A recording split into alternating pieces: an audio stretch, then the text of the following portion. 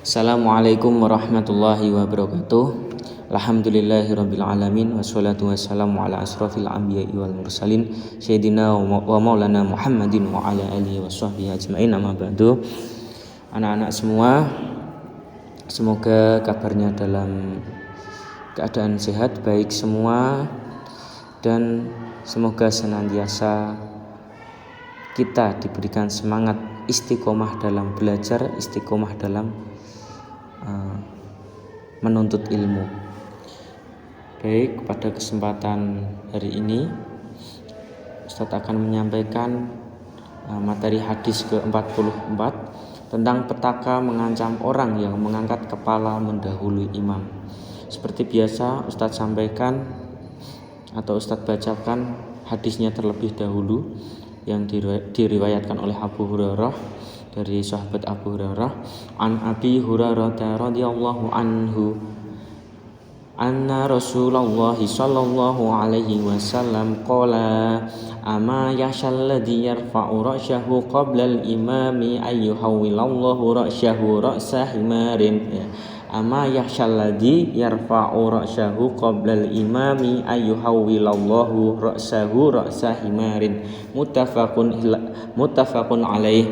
Dari Abu Hurairah radhiyallahu anhu bahwasanya Rasulullah sallallahu alaihi wasallam bersabda, tidakkah takut orang yang mengangkat kepalanya sebelum imam sehingga Allah mengubah kepalanya menjadi kepala keledai, ya. Hadis riwayat Al-Bukhari nomor 691 dan Muslim nomor 427.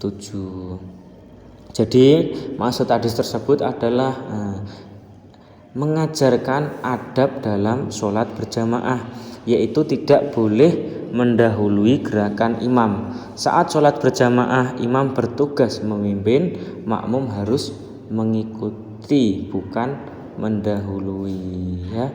Jadi hadis tersebut benar-benar mengajarkan adab dasar dalam sholat berjamaah, yaitu mengikuti dan tidak boleh mendahului imam dalam semua gerakan seperti takbir, ruku, sujud dan seterusnya. Itu kita sebagai makmum itu tidak boleh mendahuluinya, harus mengikuti imam.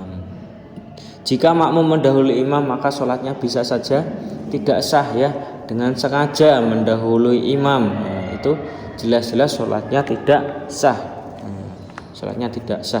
Bahkan sebagian ulama itu mengatakan itu adalah sebuah haram, ya. Mengatakan bahwa itu adalah haram ketika kita mendahului imam saat sholat berjamaah. Di situ juga dijelaskan, ya, ada peringatan keras dengan menyebut ancaman. Ancamannya apa tadi? Kepala berubah menjadi kepala keledai. Ini maksudnya peringatan keras, bukan benar-benar berubah secara harfiah, itu bukan benar-benar terus berubah fisiknya, kepalanya menjadi kepala keledai, ya, bukan seperti itu. Ini menandakan bahwa perbuatan mendahului imam itu sangat-sangat buruk dan harus kita hindari ketika menjadi makmum. Next, sedikit penjelasan tentang imam dan juga makmum. Imam dalam sholat adalah pemimpin sholat berjamaah.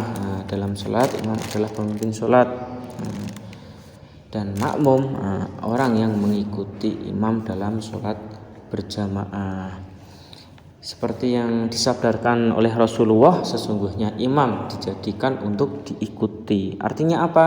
Semua makmum harus mengikuti gerakan imam. Makmum harus mengikuti gerakan imam, tidak boleh mendahului, dan kalau imam salah, makmum boleh mengingatkan. Misalnya imamnya salah, kita bisa mengingatkan dengan membaca subhanallah, ya. Seperti itu. Next, bagaimana sih penerapan hadis tadi dalam kehidupan kita, dalam kehidupan sehari-hari yang bisa kita terapkan, misalnya dalam sholat, ketika sholat di sekolah. Kalau ustadz atau ustazahnya jadi imam, kalau yang ustazah berarti yang makmumnya juga harus perempuan. Tunggu dulu sampai imam rukuk baru kita rukuk. Jangan didahului. Kalau imamnya rukuk kita ikuti rukuk. Kalau imamnya sujud baru kita sujud. Jadi tidak boleh buru-buru atau mendahuluinya. Jangan ya. Kemudian saat sholat di rumah, misal yang jadi imam ayahnya ya, ayah jadi imam, anak-anak ikut di belakangnya sebagai makmum. Itu juga jangan kita mendahului. Jangan mendahului ayah ya. Saat ayah jadi imam ya, jangan didahului. Tunggu ayah lebih dahulu. Misalnya saat takbir itu ya, jangan didahului. Next, hikmah dari kita belajar hadis ke-43 tadi. Yang pertama, jelas ya, mengajarkan disiplin. Kita harus mengikuti imam dengan tertib. Ini benar-benar mengajarkan kita untuk disiplin. Kemudian melatih sabar, tidak buru-buru dalam gerakan sholat. Jangan menyalip, jangan mendahului tadi ya, mendahului ya. Terus menumbuhkan taat pada pemimpin dalam hal kebaikan. Imam kan pemimpin sholat ya, pemimpin sholat, makanya ya kita harus taat. Tidak mendahului imam itu bagian dari kita taat ya. Taat pada yang memimpin, taat pada yang di depan dalam hal kebaikan. Baik, mungkin sedikit saja itu yang bisa Ustadz sampaikan. Masuk ke poin kesimpulan dari hadis ke-44 ini ya, maksudnya tadi hadis ke-44 bukan 43 ya. Poin kesimpulannya, hadis ini menegaskan pentingnya adab dalam sholat berjamaah, yaitu makmum wajib mengikuti imam dan tidak boleh mendahuluinya. Imam sebagai pemimpin sholat, sementara makmum mengikuti gerakan imam dengan tertib. Ancaman keras dari Rasulullah SAW menunjukkan bahwa mendahului imam adalah perbuatan tercela dan sangat tidak pantas ya. Jadi memang ya, hadis ini itu bukan hanya sebuah larangan secara teknis saja, tetapi juga mengandung hikmah mendalam tentang tertib tadi ya, kesabaran dalam sholat berjamaah, yang menjadi apa? Yang menjadi cerminan ketaatan kita ya, menjadi cerminan ketaatan kita.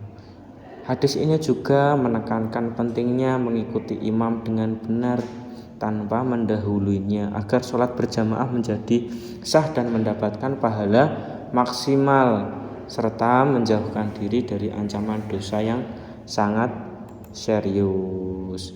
Baik, itu saja yang bisa Ustadz sampaikan. Kurang lebihnya mohon maaf. Wallahul muwaffiq ila aqwamit thoriq. Wassalamualaikum warahmatullahi wabarakatuh. Bismillahirrahmanirrahim.